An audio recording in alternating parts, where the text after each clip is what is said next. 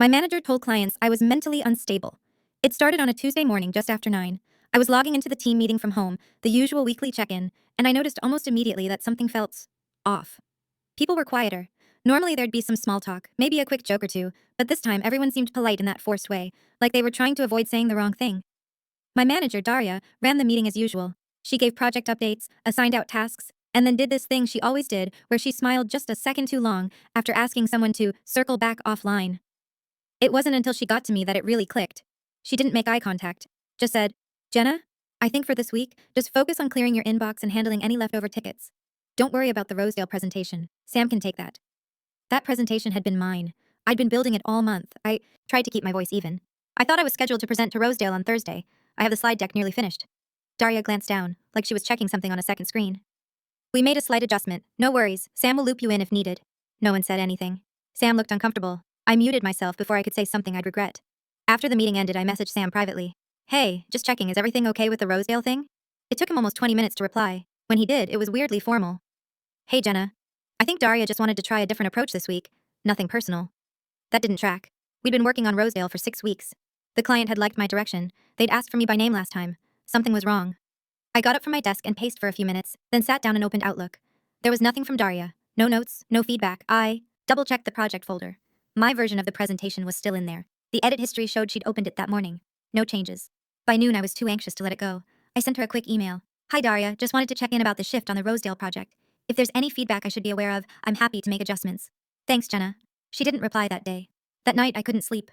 I kept turning it over in my head, trying to figure out if I'd done something wrong, or if there had been some complaint I hadn't heard about. I even looked through past Slack messages and meeting notes, searching for clues. Nothing. The next morning, I came into the office. I normally worked hybrid, but I felt like I needed to be around people. I wanted to see if anyone would say something. When I walked in, I passed Liana at the front desk. She gave me a quick smile and a soft, "Hey." Her eyes flicked toward mine and then away, fast. In the kitchen, I ran into Eric from legal. He nodded at me but didn't stop to chat like he usually did. I poured myself some coffee and stood there pretending to scroll through my phone, but the weird silence followed me. Around 10:30, I got a call from Alana, one of the junior associates I'd mentored last year. She sounded hesitant. "Hey, Jenna, do you have a sec?" "Yeah, what's up?" She paused. "This is probably not my place, but I thought you should know something. Yesterday I was on a call with Rosedale. Daria was leading it. You weren't on the invite?" "No." She said. Alana took a breath. "She said you were taking time away from client-facing work to focus on your mental health. She said you'd had a breakdown last quarter." I sat back in my chair, stunned. "What?" "I know that's not true," she said quickly. I didn't know if you knew she was saying that." I didn't. No one had ever said that to me. I hadn't had a breakdown. I'd taken 2 sick days in October, for strep throat. That was it. "Thanks," I said slowly. "Thank you for telling me." She apologized again before hanging up. I sat there for a long time. My hands were shaking, just a little. I opened the Rosedale project folder again, and this time I really looked at the metadata. The client brief I'd uploaded 2 weeks ago had been replaced with a different version. Same file name, different content. It didn't reference my slides at all. Around 1 p.m., I requested a one-on-one meeting with Daria. She accepted for the next morning. That night, I drafted out what I was going to say. I didn't want to be emotional. I just wanted the facts. That I hadn't been told about the change, that I hadn't been given feedback, and that if something had happened that made her question my professionalism, I deserved to hear about it directly. What I didn't know was how much more there was to it.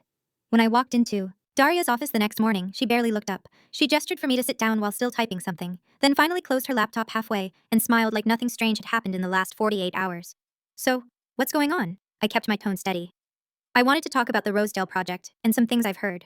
She nodded slowly, like she'd been expecting it. "I noticed I was pulled from the presentation. I wasn't given a reason, and I wasn't told directly. Then I heard from someone on the call that you told the client I was stepping away to focus on my mental health. I never said anything like that. I haven't taken any leave. I haven't had a breakdown. So I'm wondering why that was communicated." She didn't react the way I expected. There was no panic or defensiveness, just that smooth, practiced calm. "Well, Jenna, I made a judgment call. After the October situation, and based on some of the things you've said in meetings, I thought it was best to ease some pressure off of you. I didn't mean anything by it." "What October situation?" I asked. She tilted her head slightly, like she was genuinely surprised I'd ask. "You were out sick, and you'd been visibly overwhelmed that month. It seemed like a good moment to reassess what was on your plate." "I had strep," I said. "I submitted a doctor's note. And if I seemed overwhelmed, I wish someone had checked in with me instead of making assumptions." She didn't respond, just watched me. "I want to be very clear," I went on. "I'm not dealing with any mental health crisis, and I didn't authorize you to tell a client anything like that." "I didn't name any condition," she said. "I just framed it as you taking a step back. That's not the same as making a diagnosis." I could feel heat in my face, but I stayed quiet for a few seconds. You know how that sounds to a client, though, I said. You know, what you were implying. Daria gave a faint shrug. I think you're reading more into this than is necessary. I walked out of that meeting with nothing. No acknowledgement, no apology. Just the sense that she'd decided something about me and was now building around it.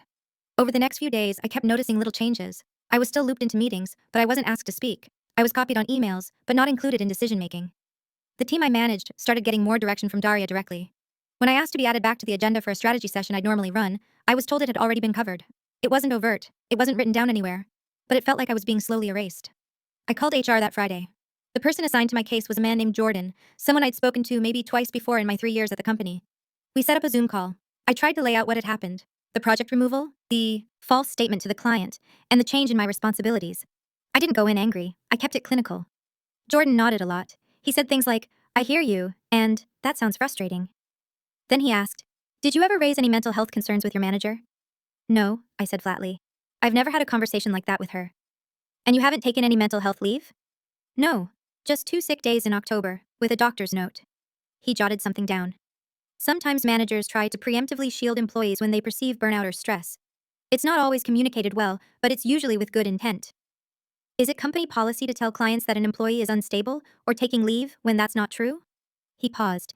That would depend on the context, but it's definitely something we'd want to look into. I'll speak to Daria and loop back with you next week. I hung up feeling like I'd been patted on the head. The following Monday, I got an email from Jordan saying he'd completed his preliminary review and found no evidence of misconduct or policy violations. According to him, Daria had simply been attempting to support a direct report by reducing her workload in a time of perceived stress. That word again, perceived. There was no mention of the client call, no mention of what she actually said, no acknowledgement of how fast my responsibilities had been reassigned. The worst part wasn't the denial, it was how easily it all slipped away. Like there wasn't even a place for this kind of thing in their system. No checkbox for manager told others you were mentally unwell and froze you out of your job. I printed out the email and tucked it into a folder I'd started keeping in my desk drawer. Notes, messages, timestamps, not because I had a plan, just because I needed proof, even if no one cared. Then, on Wednesday afternoon, I got a LinkedIn message from someone I hadn't heard from in over a year, a former client. She said she was reaching out to check in after hearing some concerning stuff about me through the grapevine. She didn't say what, but I didn't need her to. Her name was Kendra. We'd worked together closely the previous year, when her firm was going through a messy vendor transition and needed someone steady to manage it. I'd pulled extra hours for her, stayed on late night calls, even coached one of her newer hires through our system. We hadn't talked in months, but her message wasn't casual. Hey Jenna, I've been meaning to check in. I heard some concerning stuff from a contact at Rosedale. Just wanted to say, if there's anything going on, or anything I should know, I'm here. I stared at it for a long time. I hadn't mentioned anything to her about what had been happening, so the only way she would have heard was through someone else in the network. And Rosedale had, definitely, spoken to Daria. The way Kendra worded it, carefully but pointedly, told me she hadn't believed what she heard. But it also meant my reputation wasn't just being damaged inside the company anymore. It was out. I typed, what exactly did they say? I waited 20 minutes. She replied, that you'd been removed from client work for personal issues.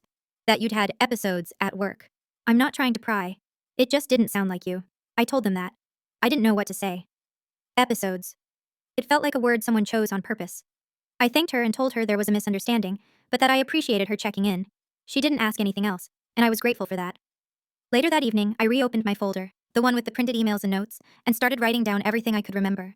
Exact quotes, meeting dates, which projects I'd been on before and after October.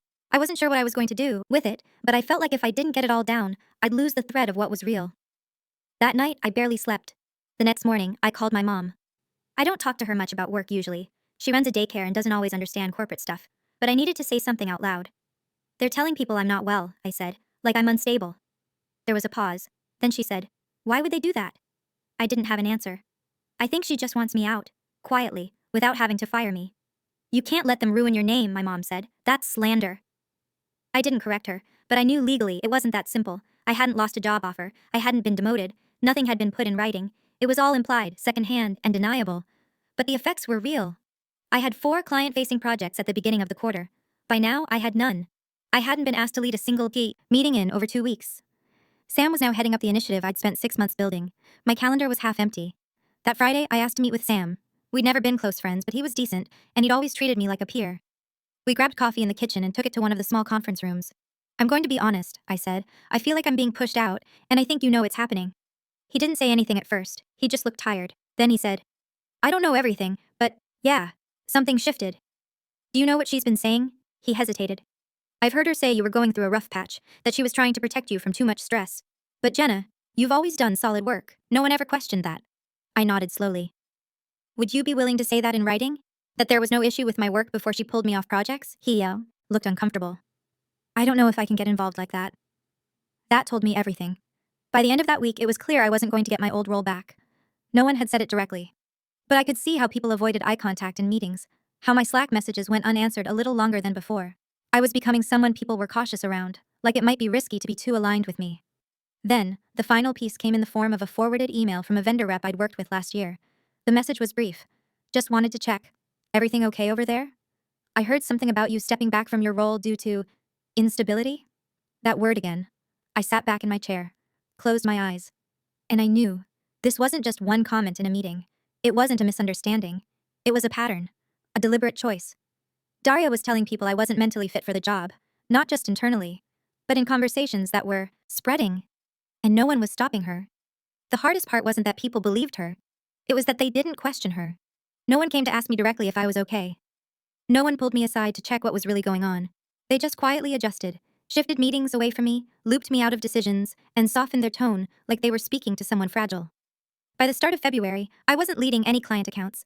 I still had my title, senior consultant, but I was essentially floating, assigned to internal audits and supporting teams that didn't actually need support. I had enough work to stay technically busy, but not enough to be visible. I stopped eating lunch in the break room. The looks were too polite, too careful. When I did see Daria in the hallway, she greeted me the way she might greet someone who'd just returned from medical leave, tilted head, smile a fraction too wide. How are you doing these days? I answered her, once with, fine. After that, I stopped replying altogether. I started documenting everything more formally. I created a private Google Drive folder and uploaded screenshots of emails, Slack threads, and calendar changes. I saved every forwarded message from people who'd heard something about me. I even kept notes on conversations, what was said, who was present, what time.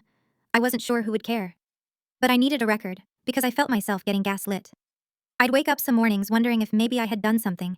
Maybe I had given her some reason to think I wasn't okay. But I couldn't find it. I had nothing on paper, no write-ups, no complaints, no performance issues, just whispers. One day after work, I stayed late and waited until most of the office had cleared out.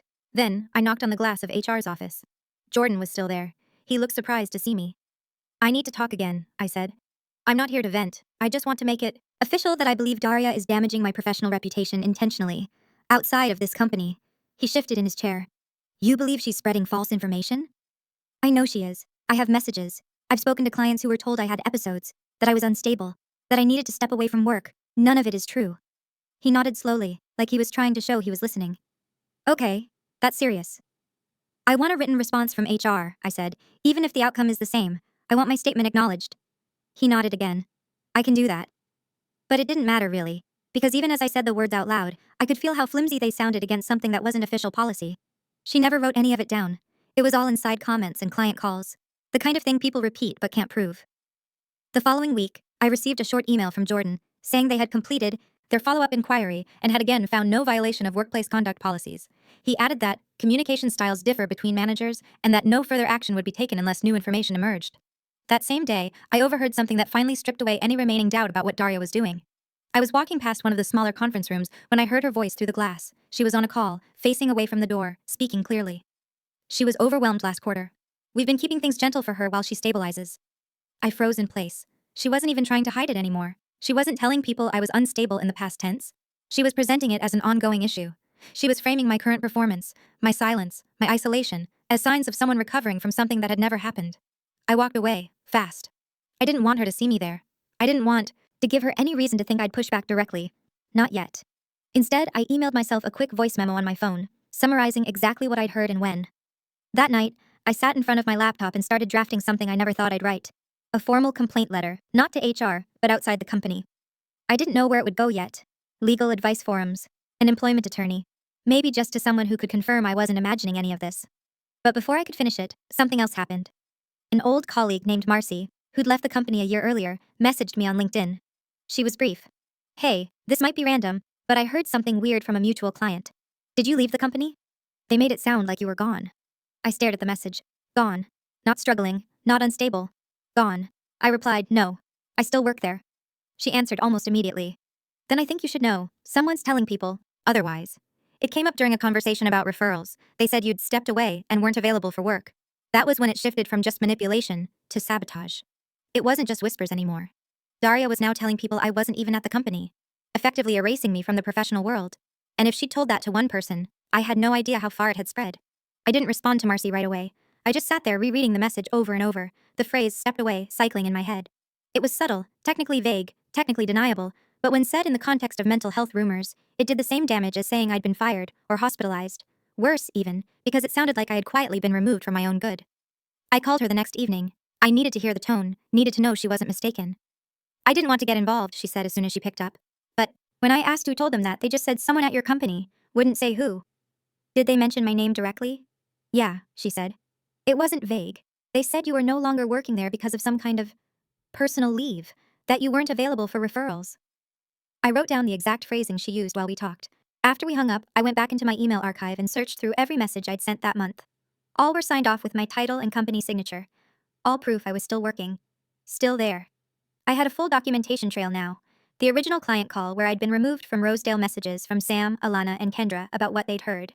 A direct quote from Daria calling me fragile and in need of support. And now Marcy, hearing I had stepped away entirely, I sent all of it to myself from my personal email, making sure I had a secure backup. Then I started looking up employment attorneys. I wasn't going to sue. I wasn't sure I had a case strong enough, but I wanted someone who could tell me what this was, what to call it. Because I knew what it felt like, reputational assassination. It wasn't one thing I could point to. It was a smear campaign in soft focus, spread out across multiple conversations, all undocumented, all carefully worded to protect her while poisoning me. The consultation I booked was free, 30 minutes. A woman named Priya called me the following Tuesday. She listened quietly while I explained. I gave her the background, the internal complaints, the shift in my workload, the client messages, and the latest claim that I'd stepped away. I told her I hadn't received any official warning, no write-up, no performance review, just this slow, professional bleed-out. When I finished, there was a long pause on her end. This isn't a textbook wrongful termination case, she said. Because you're still employed. But it is textbook reputational defamation within a professional setting. What we'd call constructive dismissal if it escalates. I asked what that meant. She's creating an environment that's professionally untenable, where your reputation has been damaged to the point that staying might not be viable. If that's documented, it becomes the basis for either legal action or a negotiated exit.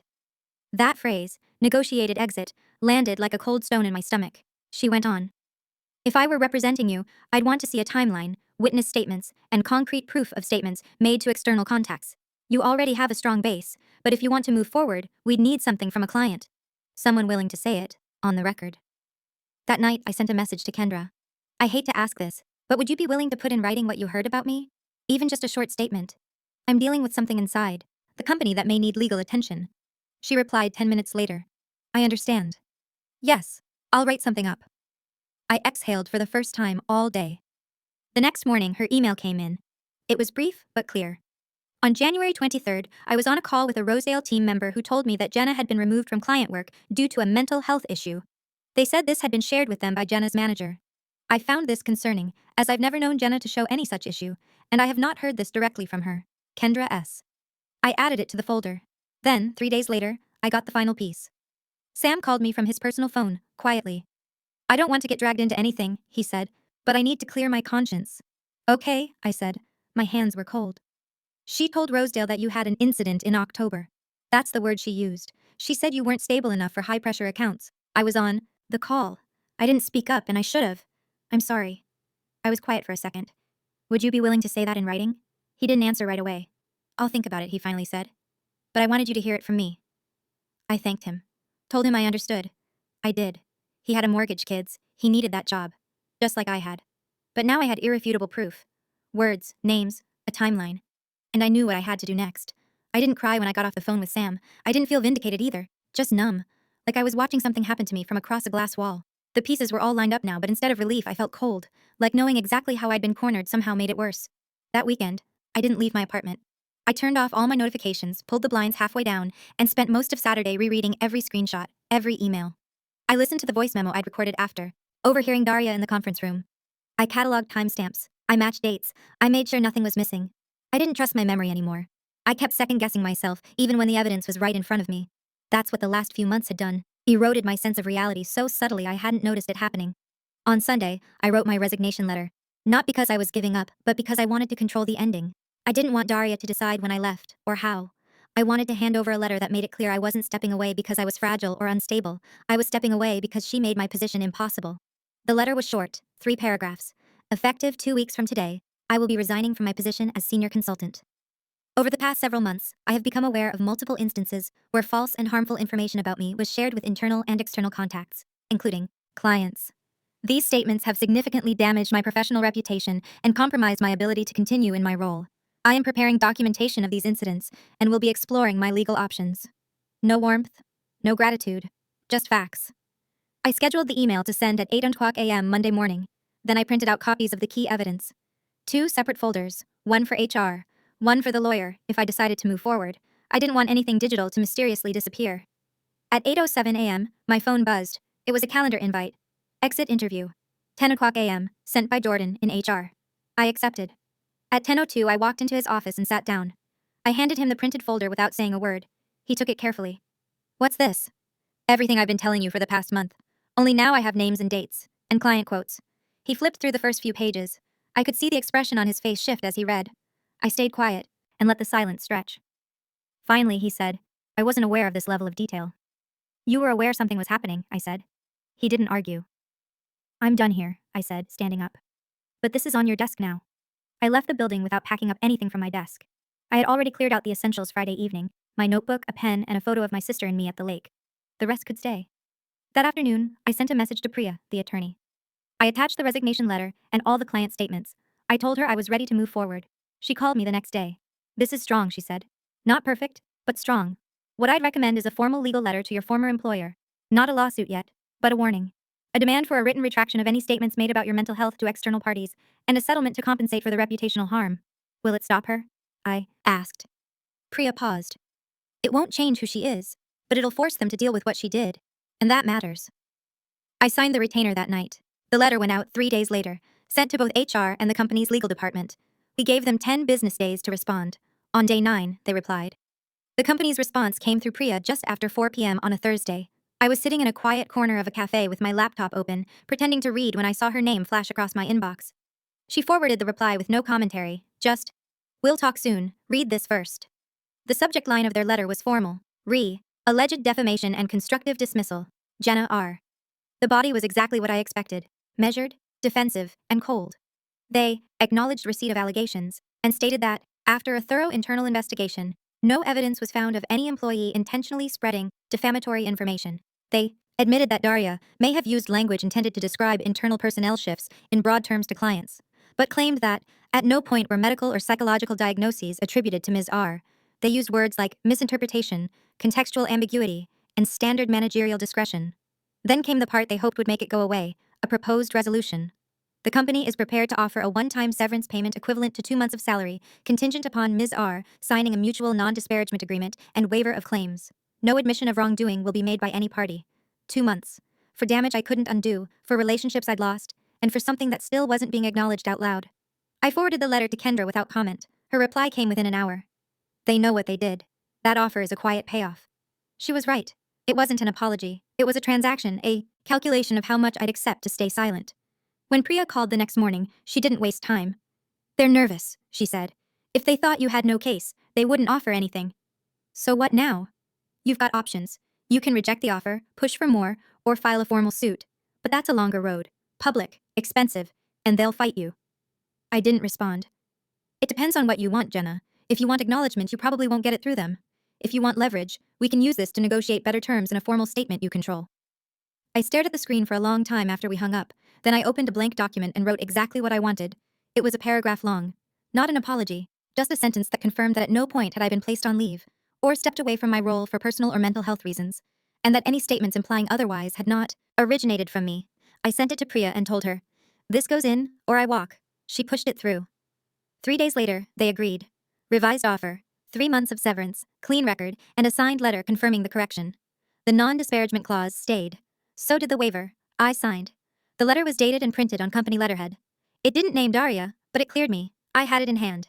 That should have been the end of it, but the next week Sam texted me out of nowhere. Thought you'd want to know. Daria's been moved off external accounts. Not announced, but she's not touching client work anymore. I didn't reply right away. I didn't know how I felt. There was no official consequence, no public reprimand. She was still there, probably still smiling her way through meetings. But someone above her had noticed. Someone had made a decision. Quiet, but real. 2 days later, I got an email from HR. Not from Jordan. Someone else. We'd like to schedule a brief call to discuss your experience and how we can improve internal practices moving forward. I didn't respond. They'd had their chance. I wasn't going to help them clean up the mess now that it was out of view. I wasn't angry, just done. After everything, I didn't feel free. I just felt displaced. Like I'd been pushed out of my own life and was now hovering slightly outside of it, trying to figure out where I was supposed to land next. I spent the first week after signing the agreement doing nothing. No job applications. No networking. I didn't post anything online. I didn't explain my absence. I just stopped. I made coffee, watched things I didn't care about, stayed up too late, and let silence stretch out across entire days. Then came the nights when I couldn't sleep. I'd lie on the couch, scrolling through old messages and past meeting notes, remembering how I used to move through work without having to second guess every word. I started dreaming. About the office, neutral dreams, just me walking through hallways or checking emails, but I always woke up with a knot in my chest. I realized I was waiting for someone to call it what it was. Not legally, not technically, just humanly. For someone to say, what she did to you was wrong. It wasn't a misunderstanding, it wasn't policy, it was targeted. But no one did. People moved on, the clients forgot. My coworkers stayed silent. Even the ones who'd messaged me during the worst of it slowly faded out of view, like they didn't want to stay too close in case something stuck to them. At first I took it personally. Then I didn't. Everyone was just surviving. I deleted Slack from my phone. I stopped checking my work email altogether. The account would be disabled in another few weeks anyway. I thought about Daria sometimes, what her version of events must be. If she even told one. Maybe she just reshaped the story into something palatable, a promising employee who lost her grip, a sensitive situation she handled with care, a version where she was the one holding things together while someone else unraveled. She wouldn't see herself as the villain. People like her never do. She didn't scream, didn't curse, didn't leave a paper trail. She just slowly removed the floor beneath me, one tile at a time. And I kept standing there, wondering why I felt so unsteady. I didn't tell many people what had happened. Just my sister, a few friends from college. Even then, I couldn't explain it all. Not the part where you start doubting your own memory. Not the part where the silence from others feels worse than the betrayal itself. One night, I opened a blank document and started typing out a list of every moment I'd ignored a gut instinct. Every time I'd let her tone slide or accepted a vague answer or told myself not to overreact. At the top of the list, I wrote, "This is how it starts." Underneath that, I wrote, "And it always starts quieter than you think." I didn't finish the list. I closed the file, saved it without naming it, and never opened it again. Eventually, I started interviewing again. I didn't bring up what had happened, not explicitly. When they asked why I left, I said I was looking for a healthier environment. I said I was ready for work that aligned better with my values. It wasn't a lie, just not the full truth. One interviewer, a woman in her 40s with a sharp, deliberate way of speaking, asked me, "What are you looking to avoid this time around?" I paused, then said, "Managers who lead with fear and call it structure." She smiled. Fair enough. I got that job. I started 3 weeks later. Remote at first. The team seemed kind. No red flags in the interviews, no strange silences. Still, the first time my new manager complimented my work in a team meeting, I tensed. I waited for the pivot. The part where it turned into something else. It didn't. It took months to stop bracing for that shift. And even now, after the severance, the signed statement, the new job, I still double-check how I sound in emails. I reread things I used to send instinctively. I worry that I'm coming off too confident, or too unsure, or too something that someone like Daria could twist. Because the damage wasn't loud, it was quiet. And quiet things are harder to unlearn. It was mid-July when I finally made a decision I hadn't let myself fully consider before. I wasn't going back. Not just to that company, I already knew that was over. But to the entire part of the industry where people like Daria could thrive. The polished, image-first firms where management cloaked control in HR speak and called it leadership. Where power lived in implication, not policy. I didn't announce it. I didn't post some open letter goodbye. I just changed my LinkedIn settings to open to work in a different category. Independent consultant. It felt like cheating at first, like calling myself that. Without someone else's permission meant it wasn't real. But I hit save anyway. I spent that first week drafting proposals, updating my site, sending quiet feelers to the clients I still trusted. Not the ones close to Daria. Not the ones who had parroted her version of things. Just the ones who had worked with me long enough to know who I actually was. A few responded. Not many, but enough. One of them, Claire, used to head operations at a nonprofit we'd consulted for 2 years ago. She remembered the systems I'd built, the way I'd helped them restructure a failing reporting chain. "Didn't you used to be with—" she started during our call. "I did," I said, "but I'm on my own now." She didn't ask why. I didn't offer. She sent over a contract the next week. A small project, nothing glamorous. But it was mine. No one could take credit for it. No one could reassign it under the table. No one could tell a client I was too unstable to handle it. That was the first real shift, but it wasn't clean. My confidence didn't bounce back. It came back in pieces. I second-guessed invoices. I reread every document before sending it. Every client call felt like a test. Would I say something wrong? Would they hear something in my tone that I didn't mean? Would they decide I wasn't quite right for this after all? Sometimes I wanted to ask them, do I seem unwell to you? Do I sound off? But of course I didn't. I started therapy. Not because of what happened exactly, but because of what it left behind. The way I hesitated before speaking. The way I avoided meetings unless I was running them. The way I flinched when emails from unknown contacts hit my inbox. My therapist didn't tell me anything dramatic. She just named things: workplace gaslighting, power manipulation, reputational control. She said something that stuck with me. People think abuse has to be loud, but a whisper campaign can ruin a life just as effectively. I nodded, but didn't say anything. Later that night, I looked up the definition of whisper campaign, just to see it in writing.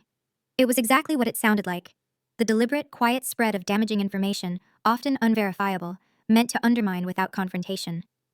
I stared at the words for a long time. That was what had happened to me. And I hadn't fought it then, not really, because I kept thinking I could fix it from the inside. I kept thinking if I just explained myself the right way, did the work, stayed professional, it would correct itself. It didn't. So now I was correcting it on my own. I started reaching out to more clients, slowly. I rebuilt a few bridges. A couple people apologized in quiet, careful ways. Not for what they did, but for not saying anything when it was happening. I accepted it. I didn't need confessions. I needed control back. 3 months in, I was making less than I had at the company. But I was sleeping through the night again. I was eating full meals. I could open my inbox without a sense of dread. I knew this wasn't a temporary pause anymore. It was permanent. I would never put my name under someone like Daria again. I wouldn't let someone else hold that much narrative over me. When people asked what made me go solo, I gave a simple answer. It was time. And that was true. But the real answer was this. I made a permanent decision the moment I realized that silence was a weapon, and I was done handing mine to anyone else. It's been a year now. Sometimes when I say that out loud, it sounds like too much time. Other times, it feels like no time at all. There are weeks when I move through my days without thinking of her, and then suddenly, I'll catch something. A phrase in a meeting, the way someone avoids eye contact, and for a split second, I'm back in that office, wondering what's being said behind a closed door. But those moments pass faster now. The consulting work has grown. It's not huge. No team, no firm name on the door, but it's steady. I have 5 regular clients and a few I pick up on rotation. I invoice on my own terms. I answer to myself. I set my calendar. I've even started saying no to things without panicking that it'll all fall apart. The truth is, some of it did fall apart. There are contacts I'll never get back. Networks I used to be part of that don't include me anymore. I still see names pop up on LinkedIn, people who moved up while I was clawing my way out of something they never even saw happen. But I've stopped trying to measure myself by where they ended up. A few months ago, I ran into Sam at a conference. I hadn't seen him since I left. He looked different, more tired, a little older. He didn't ask about the legal stuff. He didn't say her name. But he pulled me aside and said, "You were right. You weren't the first." That sat with me, not because it surprised me, but because it meant it was probably still happening, somewhere else, to someone else, behind another closed office door. But it wasn't mine to fix anymore. That part was over. My days now are full in a quieter way. I work out of a shared space 3 days a week, and from home, the rest. I keep client notes on paper. I don't use Slack unless I absolutely have to. I check in with myself more than I ever did when I was successful. There's a sticky note on my monitor that just says, "You're not too much. You were never too much." I don't even remember writing it, but it stayed. And I don't worry about being believed anymore. I don't need to be. I have the letter. I have the emails. I have the silence that followed, and the people who eventually told the truth, even if it came late. That's enough. What happened to me wasn't dramatic. It didn't end with someone being fired or some grand public apology. It was quieter than that, slower. A story told in edits, pauses, redirections. But I know how it ended. Because I'm still here, still working, still whole, and she's not part of the story anymore.